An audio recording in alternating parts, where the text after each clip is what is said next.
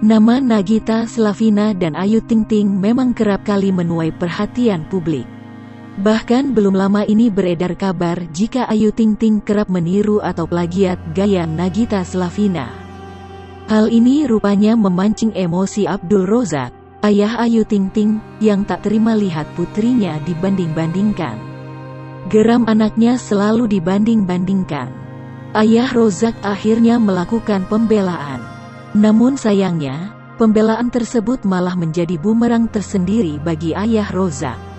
Ia, usai membela sang anak, ayah Rozak justru dituding telah melakukan body shaming kepada Nagita Slavina. Namun meski menuai hujatan, ayah Rozak tampaknya tak peduli dengan segala ocehan dari warganet.